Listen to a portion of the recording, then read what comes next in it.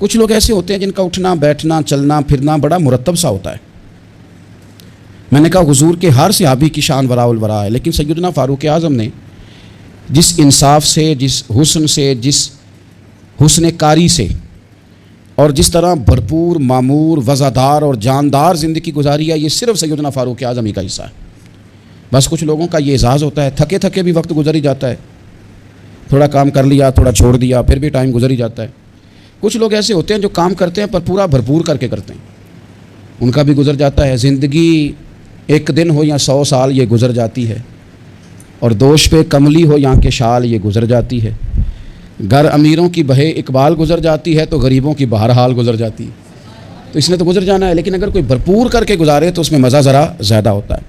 کچھ چیزیں اپنی زندگی میں طے کرنی چاہیے، اور نبی پاک صلی اللہ تعالیٰ علیہ وسلم نے، کیونکہ حضور افصح العرب ہیں، حضور سید عالم صلی اللہ تعالیٰ علیہ وسلم تھوڑے جملوں میں بڑی گہری بڑی دور کی باتیں اور چند جملوں میں محبوب پاک علیہ السلام پوری زندگی کا نچوڑ اور دستور بیان کر دیتے ہیں۔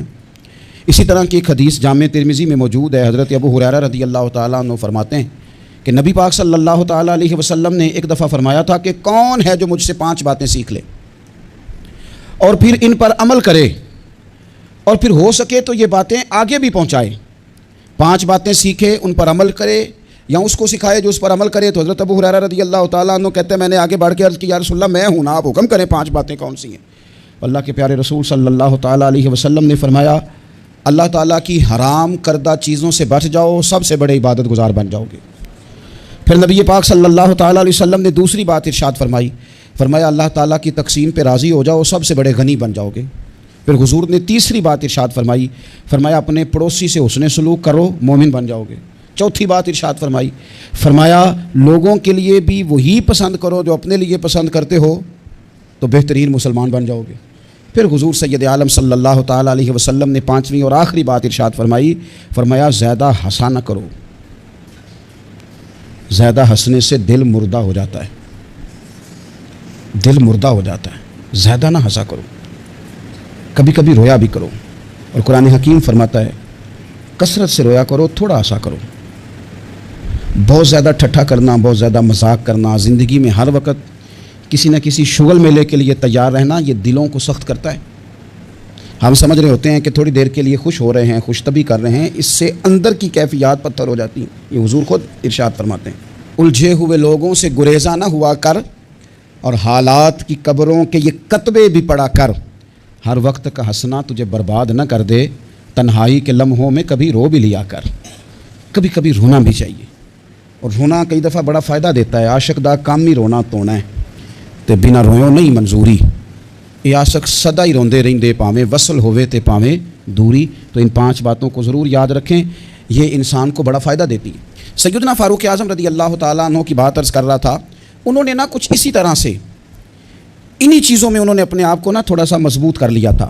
میں نے قرآن پاک کی ایک آیہ کریمہ تلاوت کی ہے، اللہ فرماتا ہے ان الذین آمنوا وعملوا الصالحات، وہ لوگ جو ایمان لائے اور ایمان لانے کے بعد پھر انہوں نے نیک کام کیے، اولئک ہم خیر البریہ، ایمان اور نیک اعمال، جن لوگوں نے ان 2 باتوں کو اپنا لیا، نہ مال کی بات کی نہ اقتدار کی بات کی، یہ اس موقع پر علم کی بات بھی نہیں کی، ایمان اور اعمال صالحہ، فرمایا جو 2 ان باتوں پر عمل کر لیں اولئک ہم خیر البریہ، فرمایا یہ لوگ ساری مخلوق سے بہتر ہیں۔ بہترین آدمی ہوتا ہے جس کا ایمان پکا ہو، اعمال درست ہو۔ سادہ معنی یہ ہے کہ عقیدہ ٹھیک ہو، عمل کی اصلاح ہو۔ بہترین لوگ ہیں، ایک ایمان ہو، دوسرا اعمال صالحہ ہو، 2 چیزیں میسر ہو گئیں تو بڑی ساری چیزیں بہتر ہو جائیں گی۔ سب سے پہلی بات سیدنا فاروق اعظم کی زندگی میں جو بہت زیادہ ملتی ہے وہ اپنی اصلاح کی کوشش کرنا، خود احتسابی، اپنا حساب کرنا ہے۔ جو لوگ ساری زندگی اپنا حساب نہیں کرتے ان کے پاس بچتا کچھ نہیں۔ پہلی بات تو یہ ہے کہ ہم ساری زندگی دوسروں کا حساب کرتے رہتے ہیں، نتیجہ یہ برآمد ہوتا ہے کہ بہت سارے لوگ آگے گزر جاتے ہیں اور ہم حساب کتاب میں رہ جاتے ہیں۔ اپنا حساب کرنا چاہیے، اپنے اوپر غور کرنی چاہیے، خود احتسابی کے عمل سے گزرنا چاہیے، غور کرنا چاہیے کہ زندگی میں جو ہم ناکام ہوئے ہیں یا جہاں جہاں ہمارے اندر کوئی کمیاں رہ گئی ہیں اس میں ہماری اپنی غلطیاں کتنی ہیں۔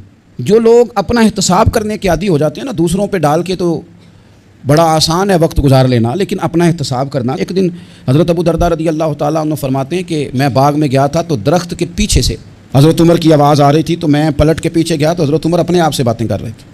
کبھی کبھی یہ کام بڑا مزہ دیتا ہے، اور حضرت عمر اپنے آپ سے باتیں کرتے تھے، کہتے تھے خطاب کا بیٹا اور امیر المومنین، واہ بھائی واہ کیا بات ہے تیری، خطاب کا بیٹا اور امیر المومنین، اپنا احتساب کر رہے تھے۔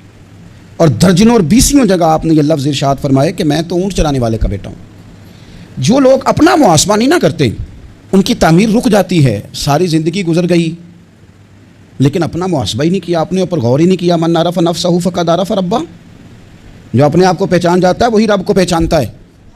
فلاں نے غلطی کر دی، فلاں بندے کی وجہ سے میں کامیاب نہیں ہو سکا، فلاں خاندان والوں نے سپورٹ نہیں کیا، فلاں جگہ مجھے اساتذہ ٹھیک نہیں ملے، فلاں جگہ فلاں مدرسے اسکول کالج کا ماحول مجھے ٹھیک نہیں ملا۔ آپ اپنے اندر بھی تو کمزوری دیکھیں نا کہ اپنے اندر کمزوری کہاں۔ دوسروں پر ملبہ ڈالنا یہ تو بزدل لوگوں کا طریقہ ہے اور آسان کام ہے۔ تو سیدنا فاروق اعظم رضی اللہ تعالیٰ عنہ خود احتسابی کرتے۔ دوسری بات یہ تھی کہ ہر کام کو خود دیکھنے کی کوشش کرتے۔ دو باتیں زندگی میں بڑا معنی رکھتی ہیں اور ان لفظوں کی بڑی اہمیت ہے، ایک ہے پرواہ کرنا اور ایک ہے لاپرواہی کرنا۔ آپ غور کر لیں کہ گھر میں خاتون خانہ کو پورا خرچ دیا جائے، اسے ضرورت کی ہر چیز دروازے پر فراہم کی جائے، سارا اس کا خیال رکھا جائے، تو پھر بھی بعض خواتین بڑے کرب اور بڑے درد کے ساتھ ایک شکوہ کرتی ہیں۔ وہ شکوہ کیا ہوتا ہے کہ میرا خاوند میری پرواہ نہیں کرتا، توجہ نہیں دیتا۔ ماں اور باپ ساری چیزوں کے باوجود شکوہ کرتے ہیں کہ یار یہ ساری باتیں اس کی ٹھیک ہیں لیکن یہ پرواہ نہیں کرتا، اس نے کبھی غور نہیں کیا، کبھی اہمیت نہیں دی۔ ڈھیر سارے طالب علم لائق ہوتے ہیں، امید کی جا سکتی ہے کہ بہت بڑا زندگی میں کارنامہ سر انجام دیں گے، لائق ضرور ہوتے ہیں لیکن لاپرواہ ہوتے ہیں۔ اللہ نے انہیں قدرتی صلاحیت دی ہوتی ہے، رب تعالیٰ نے انہیں وسعت دی ہوتی ہے حافظے میں، لیکن وہ ایک لاپرواہی کی وجہ سے اپنی زندگی کی ساری خوبیاں ضائع کر دیتے ہیں، پرواہ نہیں کرتے، جو کام ضروری ہوتا ہے اس پر توجہ نہیں دیتے۔ تو پھر یہ بھی ایک ناشکری ہوتی ہے کہ اللہ نے اتنا افضا دیا، سمجھ دی اور پرواہ نہیں کی، تو ٹھیک ہے پھر نکمے لوگ کامیاب ہو جاتے ہیں جن کو یہ نکمے سمجھتے تھے اور یہ پیچھے رہ جاتے ہیں۔ پرواہ اور لاپرواہی یہ بڑا اہم کام ہے۔ حضرت سیدنا فاروق اعظم رضی اللہ تعالیٰ عنہ کی خوبصورت زندگی میں آپ کو ایک چیز ملے گی کہ وہ بہت زیادہ خیال رکھنے والے آدمی تھے، یعنی ہر چیز کو خود دیکھنا ہے۔ گورنر مقرر کر دیا تو اب گورنر مقرر کر کے وہ بالکل خود لا تعلق نہیں ہو جاتے تھے صوبے سے، گورنر مقرر کیا ہے، اب گورنر کی نگرانی کرنی ہے کہ وہ کام ٹھیک کر رہا ہے کہ نہیں کر رہا۔ اب باقی لوگوں سے پوچھنا ہے علاقے میں جا کے کہ تمہارے گورنر کا تمہارے ساتھ کیا رویہ ہے۔ بلکہ حضرت عثمان غنی رضی اللہ تعالیٰ عنہ تو یہاں تک فرماتے ہیں اگر مال غنیمت کے کبھی اونٹ چلے جاتے تھے نا، 22 لاکھ مربع میل کا حکمران، لوگوں کا پروٹوکول نہیں ہو جاتا بہت زیادہ، لیکن 22 لاکھ مربع میل پر حکومت کرنے والا شخص مال غنیمت کے اونٹوں کو بھی خود سنبھالتا تھا۔ تو ہم سمجھتے ہیں یہ چھوٹا سا کام ہے، میں کیوں کروں، میں نے اتنے بندے مقرر کر دیا وہ کر دیں گے۔ یاد رکھنا دریا میں اکٹھے بند نہیں ٹوٹا کرتے، پہلے تھوڑا سا سوراخ آتا ہے، اس کی نگرانی نہیں ہوتی تو پھر سارا بند ٹوٹ جاتا ہے۔ ہم چھوٹی چھوٹی لاپرواہیاں شروع کرتے ہیں تو اس سے نقصان بڑھ جاتا ہے۔ اپنی زندگی میں کبھی لاپرواہ نہ بنیں، مزاج اس طرح کا بنائیں کہ کاموں پر توجہ کریں۔ سیدنا فاروق اعظم رضی اللہ تعالیٰ عنہ خلیفہ بننے کے بعد سونا بہت کم کر دیا تھا، کوئی اور مصروفیت نہیں رکھتے تھے، اپنے ہر کام پر خود توجہ۔ کئی دفعہ بہت سارے لوگوں سے ہم کام لیتے ہیں پر اتنا زیادہ ان کو کہنا پڑتا ہے، بار بار بتانا پڑتا ہے، سکھانا پڑتا ہے کہ کئی دفعہ بندہ سوچتا ہے خود ہی کر لیتا تو اچھا تھا۔ تو جب کام کرنا بھی ہے 100 دفعہ کہنے سے بھی کرنا ہے تو ایک دفعہ کہنے سے بھی کر ہی لینا ہے، تو کام پر خاص توجہ دینا یہ سیدنا فاروق اعظم رضی اللہ تعالیٰ عنہ کا طریقہ تھا۔ تیسری بات یہ تھی حضرت عمر میں مشاورت کے بڑے قائل تھے۔ حضرت فاروق اعظم رضی اللہ تعالیٰ عنہ نے مجلس شورا کو بڑی سخت اہمیت دی، اللہ تعالیٰ نے انہیں بڑی سمجھ عطا فرمائی تھی، بڑی عقل عطا فرمائی تھی۔ اور ہمارے زمانے میں یہ بھی ہے کہ جو بندہ کامیاب ہو جاتا ہے نا وہ پھر لیکچر بڑے دیتا ہے، وہ کہتا ہے میرے قول تو قوالے زرعی ہیں، ان کو سنو، یہ تو حسین پھول ہیں، جو بڑی خوبصورت چیزیں ہیں، چونکہ کامیاب جو ہو گیا۔ اب وہ بجائے عاجزی کے بعض اوقات ایسے لوگوں کے لفظوں کے اندر تکبر کی بدبو محسوس ہوتی ہے، بو آتی ہے کہ یار یہ کامیاب ہو گیا تو اب یہ مشورے دے مار رہا ہے۔ سیدنا فاروق اعظم اتنے بڑے آدمی تھے پر رائے لیتے تھے، مشورہ لیتے تھے، صحابہ سے پوچھتے تھے، مشاورت کرتے تھے۔ اپنی پوری زندگی میں انہوں نے کوشش کی کہ کوئی کام بغیر رائے کے نہ کیا جائے۔ حضرت سیدنا مولا علی شیر خدا ان کے سب سے بڑے مشیر تھے، حضرت عثمان غنی، سیدنا ابو درداء، حضرت جناب عبد الرحمن ابن عوف رضوان اللہ تعالیٰ علیہ مجمعین، ان لوگوں سے مشورہ کرنا، ان سے رائے لینا اور رائے کے مطابق آگے چلنا، اور پھر جو رائے خیر کی ہو اسے قبول کرنا ان کا مزاج تھا. کچھ لوگ مشورہ کرتے ہیں لیکن بندوں کو راضی کرنے کے لیے، تو وہ مشورہ کرتے تھے قبول کرنے کے لیے. پھر ہمارے ہاں لوگ مشورہ کرتے ہیں اپنے خوشامدیوں سے، تو خوشامدی جو مشورہ دیتے ہیں وہ تو کہتے ہیں جناب بلے بلے آپ فکر ہی نہ کریں، آپ کار گزریں. حضرت فاروق اعظم رضی اللہ تعالیٰ عنہ ان لوگوں سے رائے لیتے تھے کہ جن کی رائے بعض اوقات آپ جو چاہ رہے ہوتے تھے اس رائے کے مخالف ہوتی تھی، تو وہ اس رائے کو بھی قبول کرتے اور اپنی رائے کو چھوڑتے، اور ڈھیروں کام انہوں نے ایسے کیے. حضرت سیدنا فاروق اعظم رضی اللہ تعالیٰ عنہ نے ایک دفعہ ایک بات ارشاد فرمائی، تو ایک خاتون نے پردے کے پیچھے سے اٹھ کے کہا کہ فاروق اعظم آپ یہ بات اس طرح کر رہے ہیں، اور قرآن پاک میں یہ بات میری سمجھ میں اس طرح آئی ہے. آپ اپنے اجتہاد سے بات کر رہے تھے، اس نے اپنے اجتہاد سے بات کی، تو حضرت عمر فوراً بولے. یہ میں اس شخص کی بات کر رہا ہوں جو محدث ہیں اس امت کے، ان کی بات کر رہا ہوں جنہیں حضور نے فرمایا میرے بعد نبی ہوتے تو عمر ہوتے. حضرت عمر فوراً کہنے لگے لوگوں، ایک مرد نے خطا کی ہے اور ایک عورت نے درست کہا ہے. لیکن آپ دیکھ لیں بڑے سارے لوگ ہیں جو رائے تو لیتے ہیں پر مشورہ کرنے کو تیار نہیں ہوتے. چوتھی بات سیدنا فاروق اعظم کی مقدس زندگی میں جو ہمیں بہت زیادہ ملتی ہے وہ یہ ہے کہ مزاج میں عدل و انصاف بہت زیادہ تھا، اور گھر کے اندر سے لے کر عدالت کے ایوانوں تک مزاج عدل والا، طبیعت عدل والی. یاد رکھ لیں کہ جہاں انصاف نہیں نہ ہوتا وہاں کوئی چیز قائم نہیں رہتی. معاشرے ہمیشہ عدل و انصاف سے چلتے ہیں. حضرت عمر فاروق رضی اللہ تعالیٰ عنہ پر بذات خود مقدمہ ہو گیا تو آپ قاضی کی عدالت میں پیش ہوئے، لیکن جب آپ گئے تو قاضی صاحب اٹھ کے کھڑے ہو گئے. پھر انہوں نے بڑے احترام کے ساتھ آپ کا نام لیا، تو حضرت فاروق اعظم رضی اللہ تعالیٰ عنہ فرمانے لگے آپ اس مقدمے کا فیصلہ کر لیں، اس کے بعد میں آپ کو معزول کر دوں گا. اس لیے کہ یہاں تو آپ وہی احترام اس شخص کو بھی دیتے جس نے میرے اوپر مقدمہ کیا ہے، اور یہاں مجھے بھی نہ دیتے چونکہ آپ نے میرا اعزاز کیا ہے حالانکہ میرے اوپر مقدمہ ہے. تو لہٰذا آپ دو لوگوں میں انصاف نہیں کر سکے، یہ فیصلہ آپ کر لیں، اس کے بعد آپ کو فارغ کر دیا جائے. جب آپ خود کو قانون کے حوالے نہیں کرتے تو پھر آپ کیسے توقع کرتے ہیں کہ دنیا میں انصاف قائم ہوگا؟ تو یہ مزاج تھا. پانچویں بات یہ تھی کہ حضرت فاروق اعظم جان، مال اور املاک کے تحفظ کے بڑے قائل تھے. وہ کہتے تھے کہ مسلمانوں کی جان، مال، گھر یہ قیمتی اثاثے ہیں. ہمارے ہاں غریب آدمی تھانے میں پرچہ کٹوانے نہیں جاتا، وہ کہتا ہے جتنے سوالوں کا مجھے جواب دینا پڑے گا نا، چور کو اتنے سوالوں کا جواب ہی نہیں دینا پڑتا، وہ جاتا ہی نہیں. حضرت عمر فاروق رضی اللہ تعالیٰ عنہ قدر کی نگاہ سے دیکھتے تھے انسان کی عزت کو، اور بہت قدر کی نگاہ سے دیکھتے تھے. جب ایک گورنر صاحب کے بیٹے نے کسی عام مسلمان کو کوڑا مار دیا یا کوڑے مار دیے تو حضرت عمر فاروق نے گورنر کو بلا کے جو لفظ کہے تھے وہ تاریخ کا حصہ ہیں. آپ نے فرمایا تھا کہ تم گورنر ہو لیکن تم نے کب سے لوگوں کو اپنا غلام سمجھنا شروع کر دیا ہے، حالانکہ ان کی ماؤں نے انہیں آزاد پیدا کیا ہے. ماؤں نے آزاد پیدا کیا اور تم نے انہیں غلام سمجھنا شروع کر دیا. تو آپ کے مزاج کے اندر جو جان، مال، عزت کا تحفظ تھا وہ ایک بڑی اہم بات تھی. اور چھٹی بات بڑی اہم تھی وہ یہ تھا کہ اپنی رعایا میں جہاں ان کے مالی معاملات کا خیال رکھتے تھے، ان کے حقوق کا تحفظ کرتے تھے، ان کے جان مال کی حفاظت کا ذمہ لیتے تھے، وہاں ان کی اصلاح کرتے تھے، دینی اصلاح. یعنی یہ خلیفہ وقت ہیں جو فجر کی نماز کے لیے گھر سے نکلتے ہیں تو رستے میں جتنے گھر آتے ہیں ان کے دروازوں پہ دستک دیتے ہیں، اٹھو نماز کا ٹائم ہو گیا. اور اگر ایک صحابی جماعت میں دیر سے آتے ہیں تو حضرت عمر ان سے فرماتے ہیں کہ آپ دیر سے کیوں آئے ہیں؟ آپ اگر وقت پہ نماز ادا نہیں کریں گے تو پھر باقی لوگ کس طرح توجہ کریں گے آپ کے جو گھر کے ہیں اور آپ کے جو تحت جن کو اللہ نے بنایا ہے.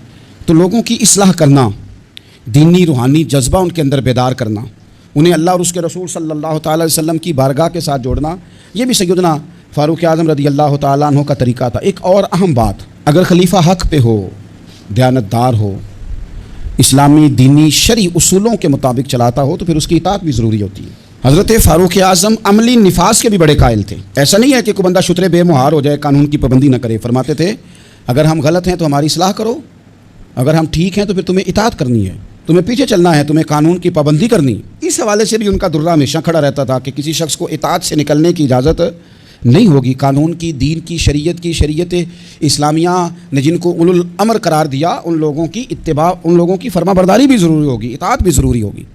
تو ہمارے مزاجوں کے اندر جو قانون سے بالاتر ہونے کا تصور ہے، سیدنا فاروق اعظم رضی اللہ تعالیٰ عنہ اس کی بھی شدید مخالفت کرتے تھے. حضرت فاروق اعظم رضی اللہ تعالیٰ عنہ کے مزاج میں تھوڑی سختی تھی. جب وہ خلیفہ بنے تھے تو اللہ کی بارگاہ میں انہوں نے دعا کی تھی کہ یا اللہ میں مزاج کا سخت ہوں تو مجھے نرم کر دے. اپنی اس طبیعت سے بھی وہ آگاہ تھے. آپ غور فرمائیں گے کہ ان کی سختی تو بہت ساری جگہوں پہ معروف ہے، لیکن یہ وہ سخت آدمی ہے جو صحابہ میں سب سے زیادہ رویا بھی کرتے تھے. سختی ہمارے ہاں جن لوگوں میں ہے ان کی سختی اپنی ذات کے لیے ہے. تو آپ یاد رکھ لیں اس بات کو کہ حضرت فاروق اعظم رضی اللہ تعالیٰ عنہ رونے والے، آپ کے پیچھے جو لوگ نماز پڑھتے ہیں نا وہ فرماتے ہیں کہ صحابہ کہ جب آپ امامت کرتے تھے نا تو کبھی کبھی سورہ حج ایک رکعت میں، سورہ یوسف ایک رکعت میں، اس طرح بھی نماز پڑھائی انہوں نے. ایک میں سورہ یوسف پڑھ دی، ایک میں سورہ حج پڑھ دی. اور اس طرح بھی نماز پڑھائی کہ پہلی صف میں نماز پڑھا رہے ہیں اور اتنا رو رہے ہیں کہ تیسری صف والا ان کی ہجکیاں سن رہا ہے. میں نے کہا نا، بڑے عرصے کے بعد یہ شعر مجھے یاد آیا کہ الجھے ہوئے لوگوں سے گریزاں نہ ہوا کر، حالات کی قبروں کے یہ کتبے بھی پڑھا کر، اور ہر وقت کا ہنسنا تجھے برباد نہ کر دے، تنہائی کے لمحوں میں کبھی رو بھی لیا کر. تو حضرت فاروق اعظم ڈھیر سارا رونے والے. آخری بات اور بڑی ذمہ داری والی بات جو آپ کی خدمت میں عرض کرنی ہے وہ یہ ہے کہ حضرت فاروق اعظم سیدنا عمر رضی اللہ تعالیٰ عنہ مزاج کے لحاظ سے فقیر تھے، درویش تھے. سارا دن بن سنورنے کے چکر میں پڑے رہنا، بہتر سے بہتر پہننا، بہتر سے بہتر اوڑھنا، ایک وقت ہوتا ہے جب کبھی یہ چیزیں اچھی لگتی ہیں، لیکن جب بندہ ذمہ داریوں والا ہو جاتا ہے نا پھر وہ اچھا نہیں لگتا یہ کام کرتا. پھر سادگی اور ذمہ داری یہی اس بندے کی ڈیوٹی محسوس ہو تو اچھا لگتا ہے. یعنی طامت پہننا ہے تو کئی جگہ سے اس پہ پابند لگے ہوئے ہیں. یہ 2 منٹ کے لیے سوچیں بھلا میں نے کیا کہا ہے. یعنی ایک بندہ 22 لاکھ اور درجنوں صوبے ہیں اس ملک کے جس کے وہ گورنر ہیں. کوئی زندگی میں کونسلر دیکھا آپ نے جس کے کپڑے پھٹے ہوئے ہوں؟ 14ویں 15ویں گریڈ کا بندہ ملازم ہو، کپڑے پھٹے ہو ہی نہیں سکتا. لیکن پھٹے کپڑے، او دوستو کہانی نہیں سنا رہا، پھٹے کپڑے، پھٹا کرتا. قحط پڑ گیا تو گھر کے اندر تر کھانا بن گیا گھی والا، تو فرمانے لگے قسم کھا لیا میں نے جب تک سارے لوگوں کو روٹی نہیں ملتی عمر گھی والا سالن نہیں کھائے گا. عرب شریف میں خوشبو بڑی مہنگی، آج بھی مہنگی ہے. تو خوشبو آئی تھی مال غنیمت میں تو وہ بانٹنی تھی، تو آپ نے ایک صحابی کی بیوی کی ڈیوٹی لگانی چاہیے، تو گھر سے وہ خوشبو منگائی. تو بیویاں ہوتی ہیں نا وہ بات کر دیتی ہیں، تو آپ کیا لیا کہنے لگی عمر میں نے کوئی مطلب میرے اوپر یقین نہیں، میں ایماندار نہیں. تو حضرت عمر فرمانے لگے نہیں مسئلہ یہ نہیں ہے، مسئلہ یہ ہے کہ میں چاہتا ہوں کہ وہی بانٹ دیجیے، یہ ہمارے لیے بہتر ہے. تو انہوں نے کہا جی وجہ کیا ہے، میں کیوں نہیں بانٹ سکتی؟ تو آپ فرمانے لگے تو لے نہیں جائے گی، پر بانٹتے بانٹتے جو تیرے ہاتھوں کو لگ جائے گی اس کا حساب عمر کیسے دے گا. تھوڑا سا نا مزاج سادہ کر لیں، پہننا اور کھانا اپنا ہمیشہ سادہ رکھیں. 2 چیزیں بندے کو مروا دیتی ہیں، ایک زبان کا ذائقہ، ایک دولت کی ہرس. اچھے کھانے کے باوجود بھی ہمارے مشائخ کا طریقہ تھا کہ باہر کھانے اچھے کھائے جا رہے ہیں، گھر میں سادہ کھانا. جتنا زبان کو ذائقہ لگ جاتا ہے یہ تنگ کرتی ہے، روز نئی سے نئی روٹی مانگتی. اس سے بچ جاؤ. سیدنا فاروق اعظم کے مزاج میں سادگی، کھانے پینے کے اور پہننے کے ماحول میں آپ بے تکلف ہو جائیں. اس نے بڑے مسائل بنائے ہیں. میں نے تھوڑے دن پہلے بھی کہا تھا، پہلے نا ہم لوگ بڑے پریشان رہتے تھے، ہم اس پر تقریریں کرتے تھے کہ کڑی والے جہیز منگتے نے، منڈے والے تے کڑی والے پریشان. اب لڑکے والے بڑے نیک ہو گئے، آپ کو پتہ ہے اب جہیز نہیں مانگتے، پرہیزگار ہو گئے. انہوں کہتے ہیں جہیز نہیں اصل لینا، 600 بندہ لے آنا ہے، روٹی انہوں چنگی کھوانی جی. اب پرہیزگاری آ گئی. 600 بندہ جو آ رہا ہے اس نے کبھی روٹی نہیں کھائی کر. کھانے پینے کا ذائقہ. اور ہمارے ملک میں سب سے اچھا بزنس کون سا ہے آج کل؟ یہ کھانے پینے کی دکان ڈالو، یہ چلتی ہے. تو تھوڑا سا اس سے پرہیز کریں. اللہ تعالی ہم سب کو سیدنا فاروق اعظم کا فیضان عطا فرمائے.